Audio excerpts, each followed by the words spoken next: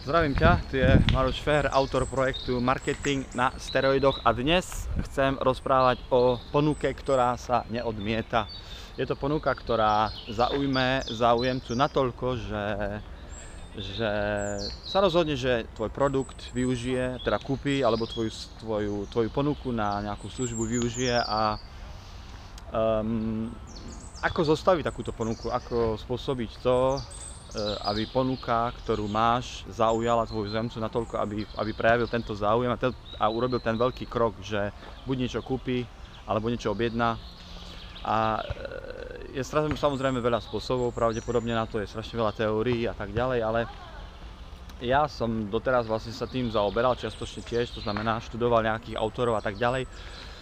Tieto videá a články, ktoré momentálne uverejňujem, sú z knižky Kennedyho, Dan Kennedy, určite ho nájdeš, keď ho dáš do Google, a je to autor, ktorý je to veľmi známy v podstate podnikateľ vo štátoch, ktorý pomáha podnikateľom predávať viac a vymýšľa v podstate marketingové systémy, ktoré sú veľmi úspešné.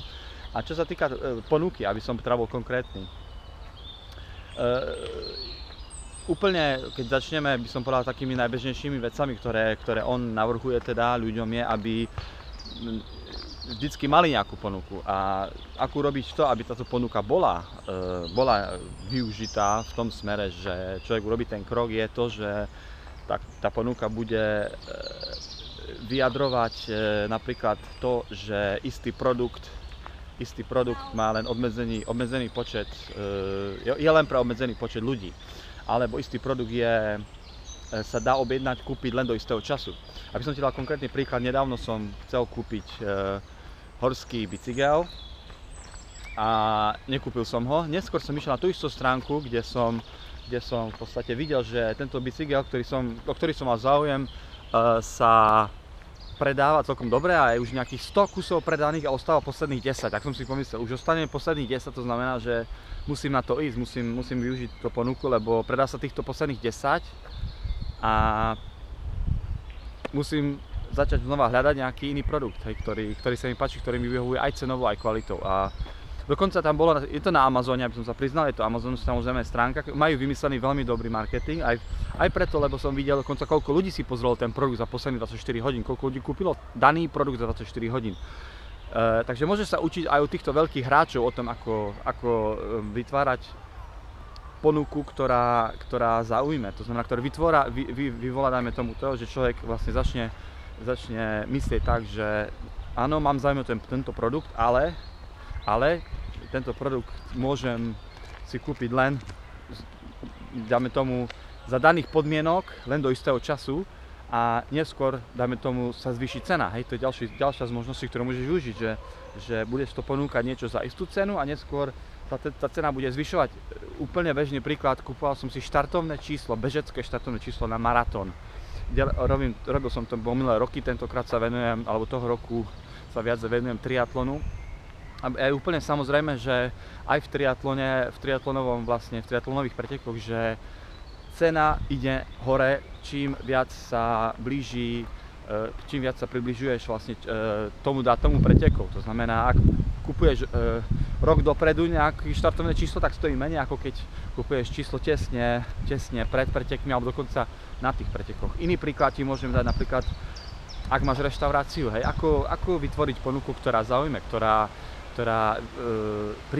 akoby priťahne ľudí do tvojej reštaurácie. Jedným zo zaujímavých spôsobov alebo riešení je, že oslovíš nejakú známú osobnosť, dajme tomu zo športového života, nejakú osobnosť a ponúkneš jej samozrejme za istý honorár, že príde do tvojej reštaurácie a dá si obed s nejakými fanúšikmi a týchto fanúšikov tam dotiahneš tak, že vlastne uverejníš inzerát o tom, dajme tomu, že organizuješ takéto podujatia, kde lístok stojí, kľudne môžeš tam dať zaujímavú cenu, pretože sú fanúšici, ktorí sú ochotní zaplatiť veľa peňazí, aby so svojím akoby obľúbeným hráčom, dajme tomu, posedeli pri pive alebo pri nejakej večeri a môžeš za to inkasovať možno aj 500 eur, ak to organizuješ na Slovensku.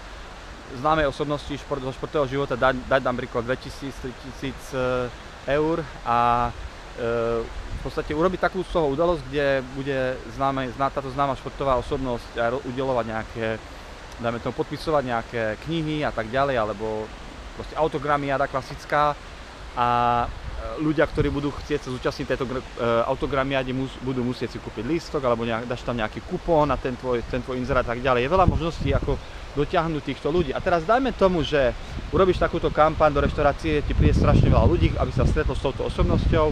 Niektorí si kúpia drahý lístok na to, aby s touto osobnosťou mohli posedieť, dať si nejakú večeru. A prídeš na to, že v podstate si na tom prerobil, dajme tomu. Samozrejme, dobre si to vypočítať dopredu, aby si vedel, aké je riziko, že prerobíš, koľko prerobíš, ale ak by si aj prerobil, určite sa toho chytia miestne médiá a budú o tom písať nejakú správu o tom, že tá a tá osobnosť sa zúčastnila také a také akcie v takej a takej reštaurácii. Ty sám samozrejme môžeš týmto médiám zavolať a im o tom niečo napísať, oznámiť im, tak aby oni prišli a si to pozreli, pofotili a máš v podstate akoby zadarmo reklamu. To znamená, v miestnych novinách môže vyjsť článok o tom, tvoja reštaurácia samozrejme tam bude spomenutá v nejakom tom článku a máš zadarmo reklamu, čo je úžasné. A aj keď sa táto akcia vyjde tak, že v podstate budeš v minuse, tak predsa len máš úžasnú reklamu, pretože normálne by si musel zase investovať do nejakého inzerátu, aby si ľudí upovedomil o tom, že máš nejakú nové meničko alebo niečo a takto máš v podstate zaujímavý článok, ktorý ľudia dokonca nie len, že si len pozrú, ale aj prečítajú si to a im to viac ostane v hlave o tom, že táto reštaurácia je a robí také a také veci, dajme tomu. Takže to je len ďalší z mojich nápadov. Vie viac nápadov, príkladov aj nejakých riešení na mojom blogu, napísal som o tom článok, link je pod týmto videom, pozri sa na to, je to zaujímavé. A je to v podstate druhý bod k tomu, aby si mal nastavený úspešný marketing, k tomu, aby si bol v podnikaní úspešnejší. O tom prvom bode, to znamená, ako na tú ponuku, ako ju, dajme tomu, zostaviť, o tom rozprávam vo videu, ktoré som natočil pred týmto videom, takže si to pozri tiež. A samozrejme pozri si aj ďalšie video, ktoré natočím o týchto, ktoré sa bude jednať o treťom bode. Teraz si ho nespomínam, ktorý to je presne, ale nájdeš to určite niekde naľavo alebo napravo sú ďalšie moje videá, takže pozri si všetkých 10 bodov, ktoré si týkajú úspešného marketingu pre podnikateľov, ktorí majú, dajme tomu, kameňáky alebo reštaurácie alebo nejaké podniky a ktorí si myslia, že dajme tomu, priamy marketing nemusí pre nich až tak fungovať, alebo v ich biznise až tak nefunguje. Toľko zatiaľ do mňa, zdravím ťa. Toto je Maroš Fér, autor projektu Marketing na steroidoch a nezabudni, link na blog je pod týmto videom, pozri sa na to. Maj sa pekne, sa darí, čau čau.